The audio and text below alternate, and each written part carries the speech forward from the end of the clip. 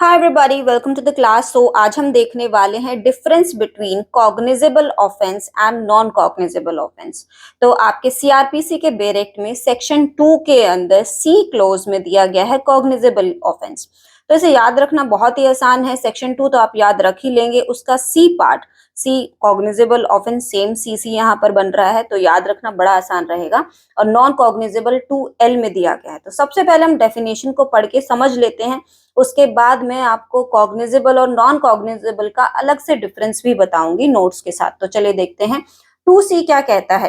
Cognizable offence, जिसे संज्ञेय अपराध भी कहा जाता है हिंदी में, means an offence for which and cognizable case, जिसको आप कॉग्निजेबल ऑफेंस भी बोल सकते हैं या फिर कॉग्निजेबल केस भी बोल सकते हैं, means a case in which a police officer में in accordance with the first schedule.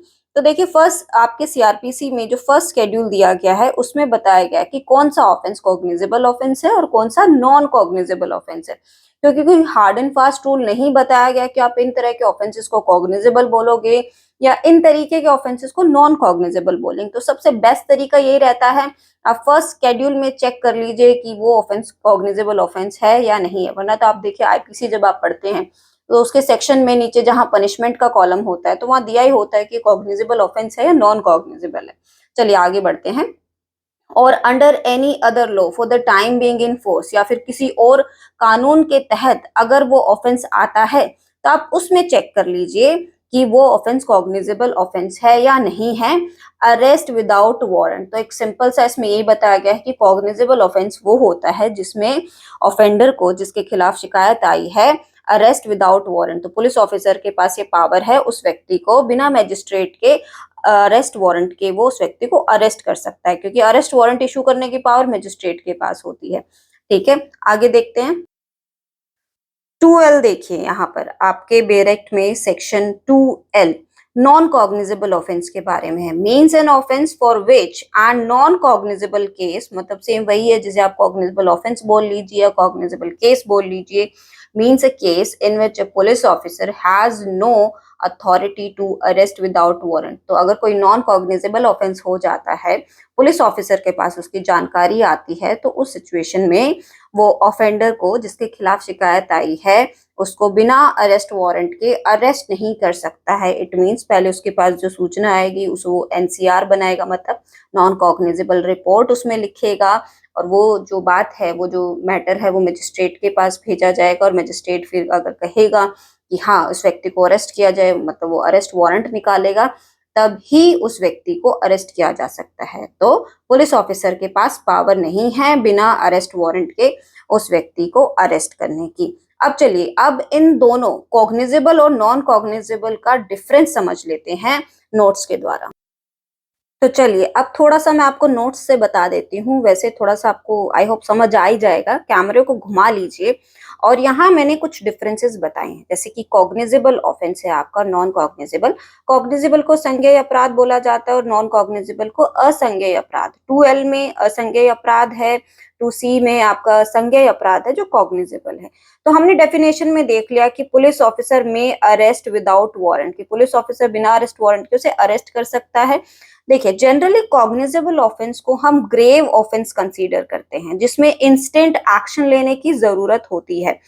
अब इंस्टेंट एक्शन लेना है तो आप मजिस्ट्रेट के अरेस्ट वारंट का जो ऑर्डर है उसका आप इंतजार नहीं कर सकते हो। तो इसीलिए ग्रेव ऑफेंस में जो है अरेस्ट विदाउट वारंट बोला गया है कि बिना मजिस्ट्रेट के ऑर्डर के आप उसे अरेस्ट कर लीजिए। क्योंकि ग्रेव ऑफेंस, मर्डर जैसा या कोई और भी जो ग्रेव ऑफेंस, अगर वो ऑफेंडर करके भाग गया तो फिर क्या होगा, ढूंढते रह जाओगे आप। ठीक है ना।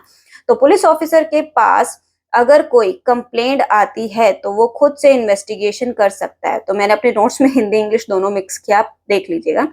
तो पुलिस ऑफिसर के पास ये पावर रहती है, अगर कोई कॉग्निजेबल ऑफेंस का इंफॉर्मेशन उसे मिलता है तो उसमें वो एफआईआर रजिस्टर करेगा और उसमें इन्वेस्टिगेशन वो स्टार्ट कर सकता है। इसके लिए मजिस्ट्रेट के ऑर्डर की उसे जरूरत नहीं है। ठीक है, मजिस्ट्रेट के ऑर्डर की वो इंतजार नहीं करेगा कि वो इन्वेस्टिगेशन के लिए बोलेंगे तभी वो स्टार्ट करेंगे। तो देख लेते हैं अब नॉन कॉग्निजेबल 2L हमने बता दिया था, police can not arrest without warrant. तो पुलिस ऑफिसर जो है मजिस्ट्रेट के ऑर्डर का इंतजार करेगा, अरेस्ट वारंट जब तक उसे मिल नहीं जाता व्यक्ति को अरेस्ट नहीं कर सकता।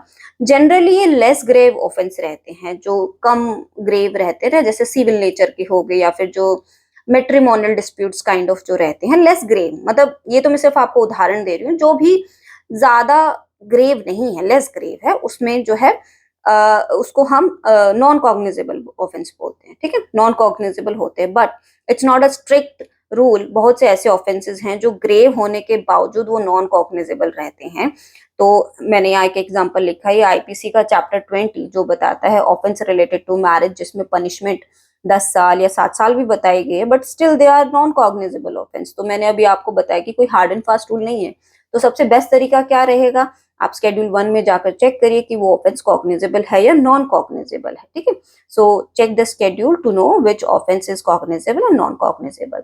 तो नॉन कॉग्निजेबल में पुलिस ऑफिसर को मजिस्ट्रेट से ऑर्डर लेना होगा कि वो इन्वेस्टिगेशन करे या नहीं करे। तो हमने इसमें क्या देखा कि पुलिस ऑफिसर बिना अरेस्ट वारंट के उसे अरेस्ट नहीं कर सकता है, और इन्वेस्टिगेशन के लिए भी उसे मजिस्ट्रेट के ऑर्डर की जरूरत रहती है। अब कई वीडियोस में आप देखोगे कि ग्रेव या जो लेस ग्रेव का डिफरेंशिएट क्या किया गया है। जो 3 साल से ज्यादा की पनिशमेंट के जो ऑफेंस हैं उनको हम ग्रेव मानते हैं, या फिर 3 साल से कम की पनिशमेंट जिसमें है हम उसे लेस ग्रेव मानते हैं।